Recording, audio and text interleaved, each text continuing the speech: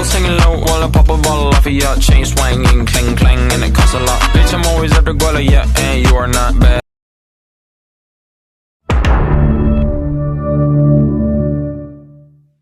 Ketahuilah, cacah darah pernah tumpah demi tegaknya sumpah. Sedemikian hingga musnah serapan darah. Terlumat sucinya sumpah. Pancasila pernah sakti, meski kini digilas oligarki. Aku yakin hati ini masih berani. Garudaku masih murni, bukan simbol tanpa prasasti. Garudaku dinasti, jayanya negeri. Selamat Hari Kesaktian Pancasila. Meski sudah berdiri kokoh sejak tahun 1945, perjalanan panjang penerapan dan pengalaman nilai-nilai Pancasila dalam kehidupan sehari-hari masih tidak luput dari godaan dan ancaman. Baik itu ancaman dari dalam negeri maupun luar negeri. Melansir buku Pendidikan Pancasila dan Kewarganegaraan oleh Kementerian Pendidikan dan Kebudayaan, dimensi ideologi, politik, ekonomi, sosial budaya, pertahanan dan keamanan memiliki ciri yang tidak terlihat dan tergolong ke dalam ancaman non-militer. Yang pertama, bidang ideologi. Ancaman di bidang ideologi memungkinkan memengaruhi pemikiran dan pandangan masyarakat terhadap ideologi bangsa Indonesia, yakni Pancasila.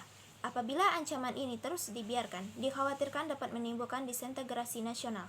Contoh dari ancaman di bidang ideologi, yakni pengaruh radikalisme mulai menyebar, menganut ideologi liberalisme dan komunisme.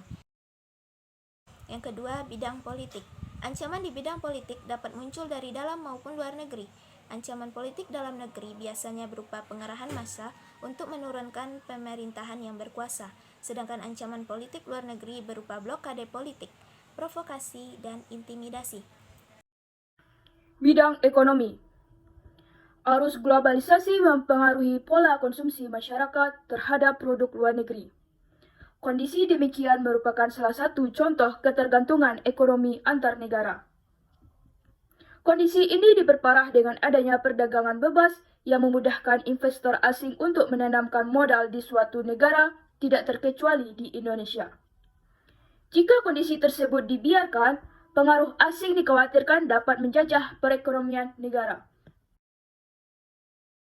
Yang keempat, bidang sosial budaya. Tidak hanya membawa dampak negatif terhadap perekonomian, globalisasi juga dapat menimbulkan ancaman sosial budaya. Globalisasi secara tidak langsung dapat memengaruhi gaya hidup masyarakat menjadi kebarat-baratan dan memunculkan sifat hedonisme. Seseorang yang terdampak budaya kebarat-baratan atau yang dikenal dengan westernisasi, contohnya meniru gaya rambut dan pakaian orang Korea. Nah, itu cenderung bersifat konsumtif atau gaya hidup boros dan memikirkan kesenangan pribadi. Sikap individualisme memungkinkan seseorang merasa mampu untuk memenuhi kebutuhan diri sendiri dan tidak memerlukan bantuan orang lain. Sikap tersebut bertentangan dengan nilai-nilai Pancasila. Ancaman di bidang pertahanan dan keamanan merupakan suatu tantangan yang bisa muncul dari dalam maupun luar negeri.